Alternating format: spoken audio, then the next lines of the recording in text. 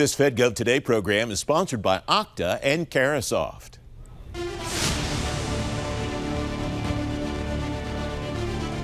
On this edition of FedGov Today with Francis Rose, a FITARA whiz shares his grade A secrets, a new definition for critical infrastructure, and a data pilot scales to drive better government buying. Welcome to FedGov Today with Francis Rose. 13 agencies have A grades on the new version of the FITARA scorecard that's just out. 2 of the agencies to get A's are the Department of Education and USAID. USAID's Chief Information Officer is Jason Gray. He was CIO at Education before he moved to that agency. At the Billington Cybersecurity Summit recently, he tells me one of his secrets for FITARA success is an IT strategic plan with several key components. I'll say one of the things I've done in the time that I've been at the agency is we redid our IT strategic plan, which focused specifically on that. One was stakeholder engagement and making sure that we were engaged, because we do have people all over the world in more than 80 countries, and having to secure and protect those systems and those individuals is really key. So, and then the second piece was really operational readiness and making sure that the systems can manage. Again, we are one of the, I think, the first agency that was in the cloud. So 100% in the cloud. We're still in the cloud. So I feel from a cloud standpoint, we are centralized from an IT standpoint, meaning every single system that we have, no matter where it is in the world, goes through the same network, virtual private networking, or actually on site on the State Department. So, yeah. What advantage does that give you from a cyber perspective that you have that kind of consolidated infrastructure? Yeah, from a vulnerability management standpoint, it allows me to make sure that all of our systems are safe and secure and defended against.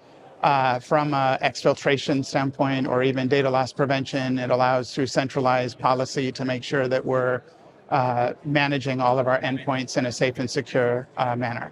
As you're talking about all the places that you are around the world, I think about kind of a DoD-like approach to endpoint computing, remote computing. There are times I imagine you have to get out of a location. I imagine there are local infrastructure challenges to all of those kinds of things that underpin all the ways that you have to deploy your IT structure broadly, strategy broadly, but also your cybersecurity strategies. Is it a fair read on my part? Yeah, it is. I will say within a few weeks, actually, of coming to the agency, I've been there over 2 years now, we had to evacuate from Sudan. And it was interesting because I was actually going to be speaking about our operational readiness, what we were going to be doing. And at the time, I was reviewing a lot of policy and process, but having lived through the process of making sure that we're doing the things that we need to do. I will say that one thing that has been extremely helpful in the last 2 years is Kelly Fletcher, the CIO of State Department. It's just a phenomenal partner, and the collaboration and partnership that we have has allowed us to have our teams work across the world together to overcome those challenges. Mm-hmm. Kelly was on FedGov Today, I want to say 8 months or a year ago, talking about some of the changes that she's making as she's been there.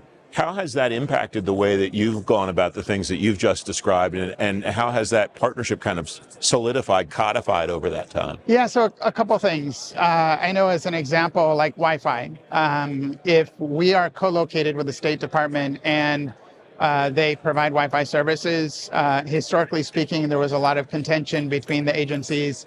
But Kelly and I were able to sit down, talk it through on what each of our agencies needed, to feel comfortable, and provided an MOU that for over a year now, we've been able to receive Wi-Fi for a really reasonable price, a really good price. So that's one. Another thing that, again, interoperability is, I would say, one of the biggest challenges that I've heard of across the world.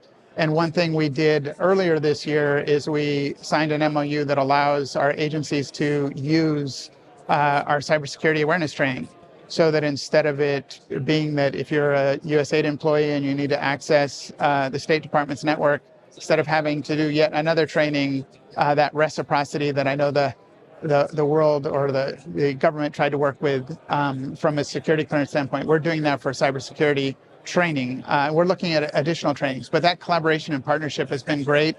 Kelly and I sync regularly, which allows me to make sure I'm have visibility and insight into what's going on, and I look for opportunities to synergize and kind of partner together so that we're not reproducing or replicating the wheel, if you will.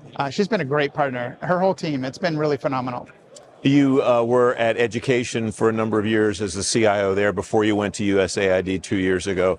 Now that you've seen the kind of the civilian landscape from two different perspectives, how does what you do, how do you strategize differently or similarly at an agency like AID compared to how you did at education? Yeah, so one thing that I think is similar, and this has been at every agency, is you'll often hear that you really don't know what's going on in the field and headquarters doesn't understand.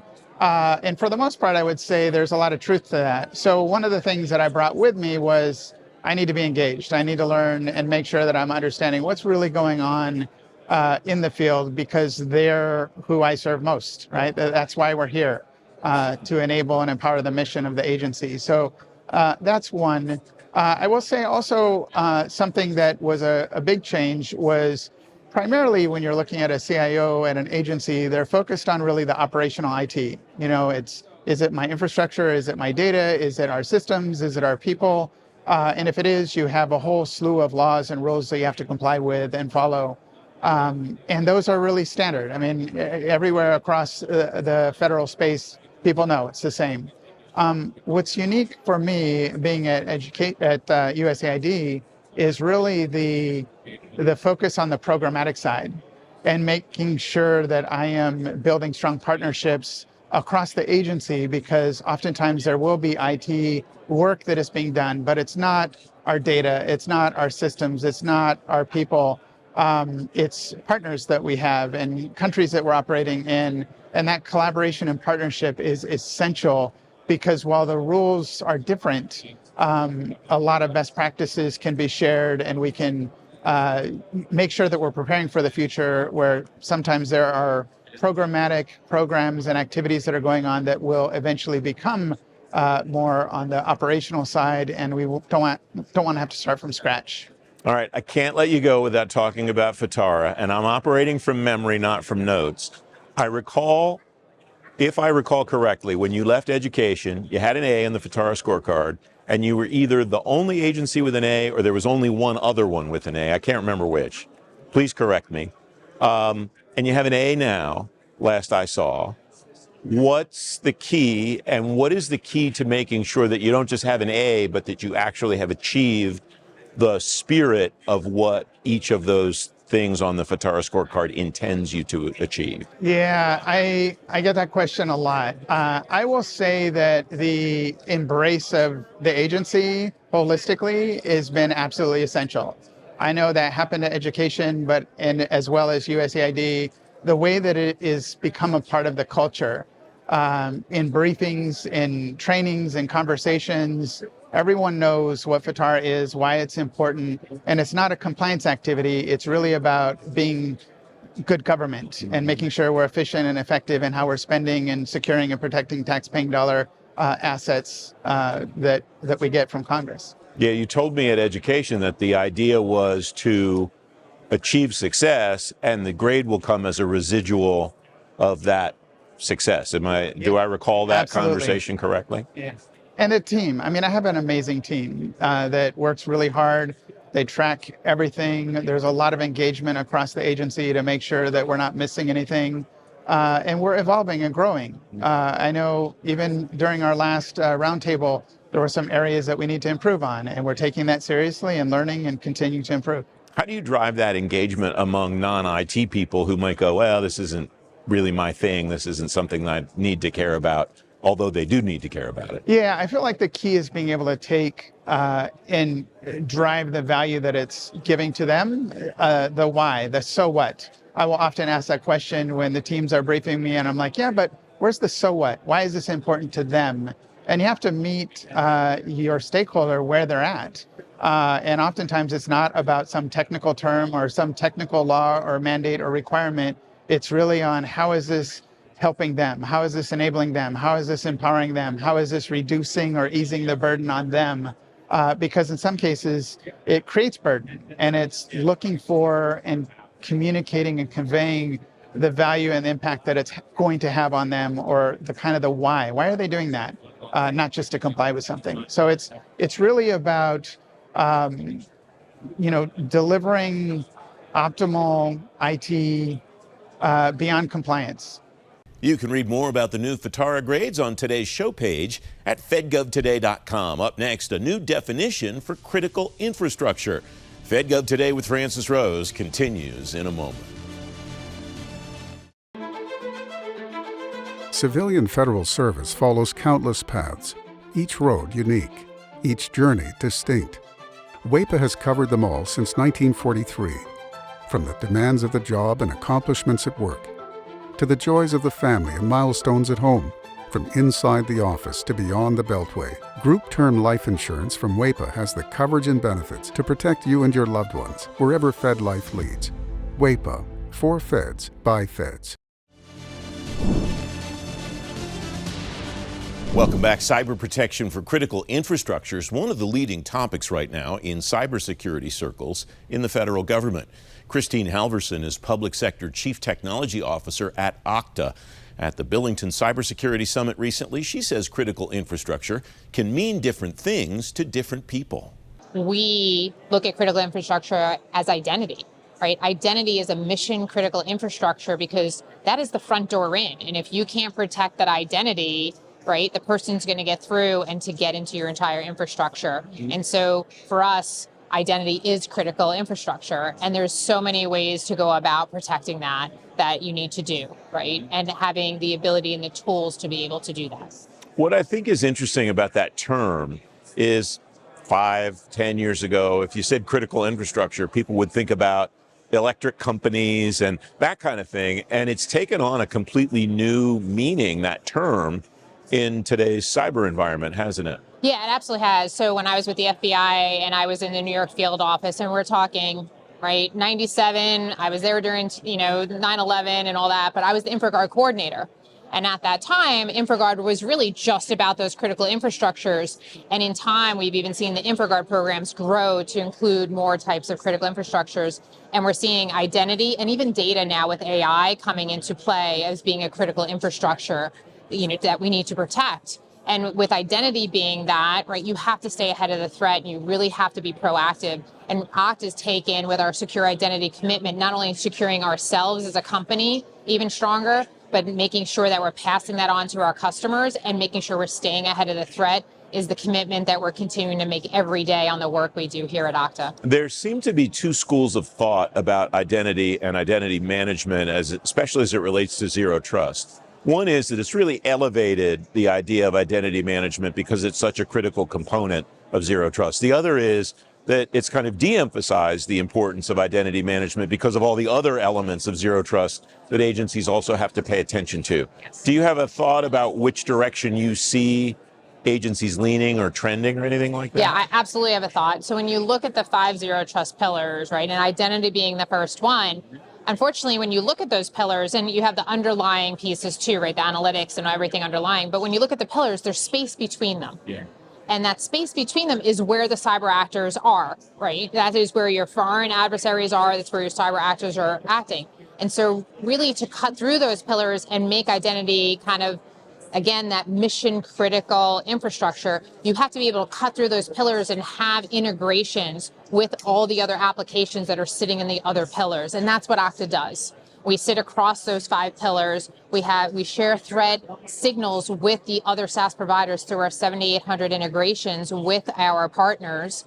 And we share the signals where we can do things across all those pillars to protect an organization. So for example, we have our identity threat protection, where shared signals would come in from just say a Zscaler or a CrowdStrike, and that would allow us to potentially do a universal logout, where if you were just looking at those separately, they may not rise to the level of a full threat. One may be a low risk and one may be a medium risk, and you send it to the SOC and they look at them separately and they said, it's really not a risk. But looking at them together, they could be a high risk. And that's what you're able to use Okta for, is to pull all the shared threats across, risk signals across all the pillars together, and then categorize it and say, wait a minute, now this is a high risk across those. Maybe we need to do something here, whether it's universal logout, whether it's making the identity re-authenticate, whatever you choose to do and actions you take on that, that is where Okta's sitting across it. So we are cutting through those pillars to make sure that risk is gone. Are you seeing agencies getting better at assembling all of those puzzle pieces to determine where things should fall in a risk management framework? Yeah, I think it's maturity, right? It's the different maturity levels, and you have to know as an agency where you are in the maturity model. And what we see is everybody started with MFA and SSO,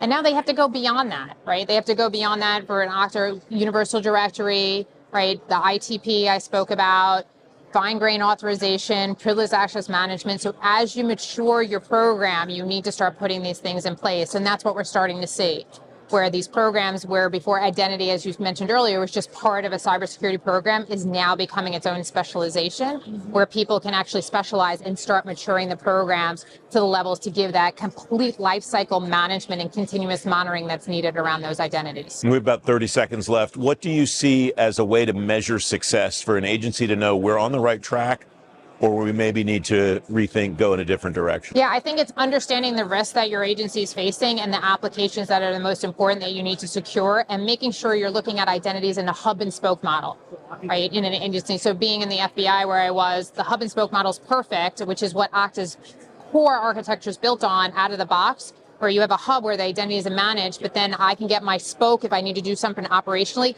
and pull in those identities versus creating my own identity management platform. I can be more rapid, I can be flexible, and I can meet mission a lot quicker by a hub and spoke model. You can read more about protecting critical infrastructure on today's show page at fedgovtoday.com. Up next, a data pilot scales to drive better government buying. FedGov Today with Francis Rose. We'll be right back. Civilian federal service follows countless paths, each road unique, each journey distinct. WAEPA has covered them all since 1943, from the demands of the job and accomplishments at work, to the joys of the family and milestones at home, from inside the office to beyond the Beltway. Group Term Life Insurance from WAEPA has the coverage and benefits to protect you and your loved ones, wherever Fed life leads. WAEPA, for Feds, by Feds.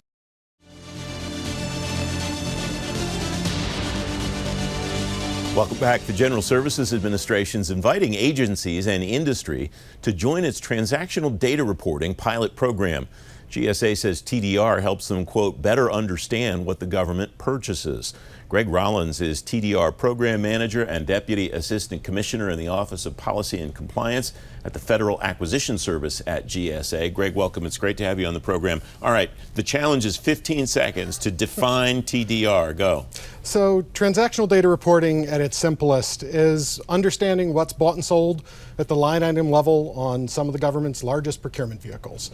So think of it more like a receipt rather than a rolled up invoice. Transactional data reporting allows GSA to do a lot of really interesting things in terms of use cases that we've been able to reach. We actually posted a blog on the GSA blog on this back in early July. From use cases ranging from supporting small business through understanding, our acquisition processes to, supply chain risk management. When we understand that items have supply chain risk management risks, we're able to inform customer agencies. And from our vendor community, we're able to share market intelligence directly back with our industry partners. So we're really excited. And some of those reasons are why we recently expanded the scope of the program. And we want to make sure our industry partners who are eligible are aware that this optional program is there for them to participate in. How much of what you're doing is maybe collecting more information than you did before, and how much of it is just curating it and presenting it in a different way, both to your agency customers and within the agency? Yeah, so I think we've continued to evolve the data set that we're looking to collect. And we've added some notional fields as optional for industry partners recently. But the core of the data that we've been collecting has been consistent for a number of years.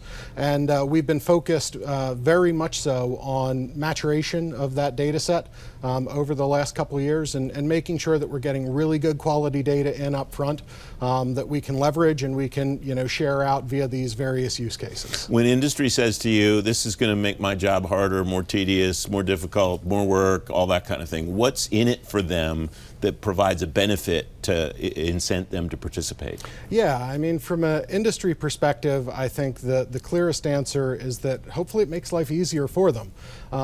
From the information collections we've received from industry, we've heard that participating in TDR saves industry partners 22 hours per contract per year. So the savings are pretty significant because of that.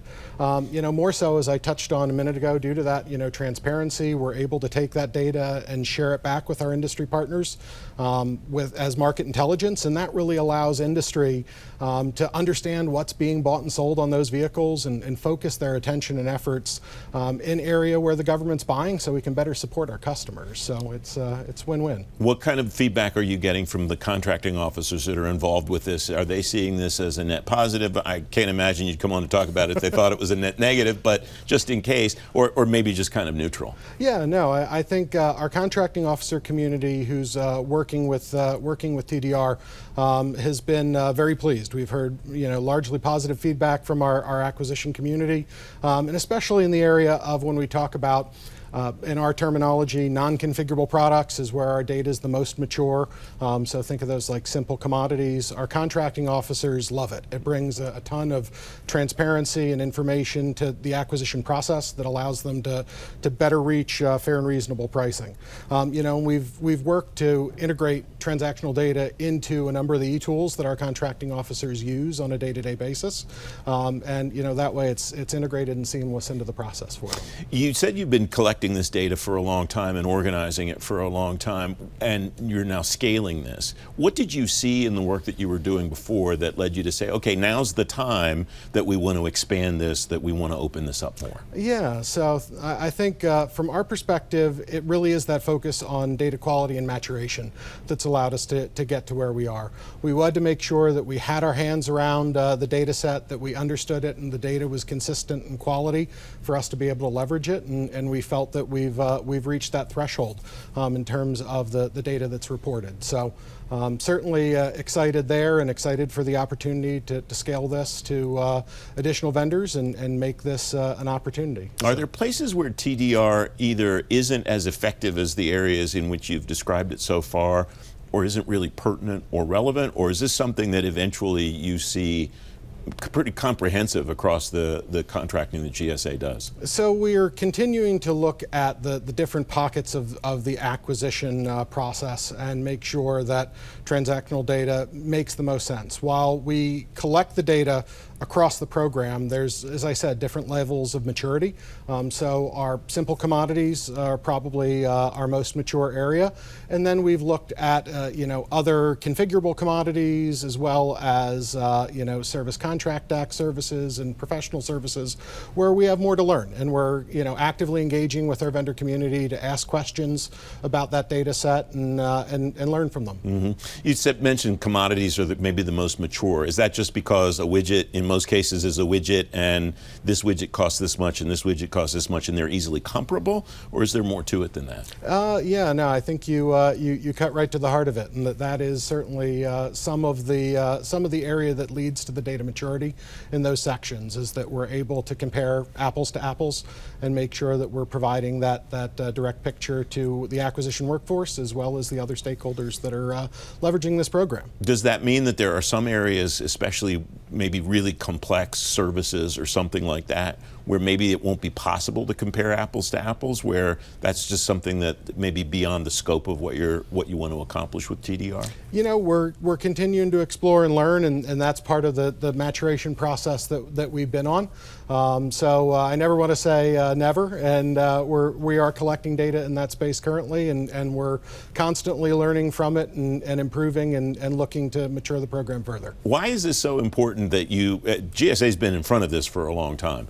Why is this something that you wanted to get out in front of and really make sure that you perpetuate it and kind of build it into the way that the agency does business? Yeah, I mean, I think that there's tremendous opportunity in this space, and certainly we note the alignment with OMB and OMB's Better Contracting Initiative, which really showcases acquisition data as the future. And this certainly helps support that initiative very critically. When you talk about the procurement co-pilot and tools that are used by part of the government-wide acquisition community, transactional data is key to powering some of those tool sets. So we continue to see data as the path forward, and we're looking to continue to learn and scale. Do you expect to do anything differently regarding what you ask from industry as this program scales, or will you continue to just ask them to do the same kinds of reporting that they're doing now? Yeah, I would say part of our focus on data quality and maturing the program is continuing to engage with vendors who are participating in the program to make sure that we have that quality data. And some of that is just, ongoing, making sure that they're receiving, timely information to improve their reporting, and making sure that we're improving those communications back so that they can report data in the way that we want to consume it and display it out to our customers. Are you having to do anything differently internally as just the volume of stuff that's coming in changes, or is that just kind of a technology thing? You can set that aside and just take this data in? I think luckily we've been able to scale. As I mentioned earlier, we've been able to integrate our transactional data into the tools that our internal acquisition workforce uses.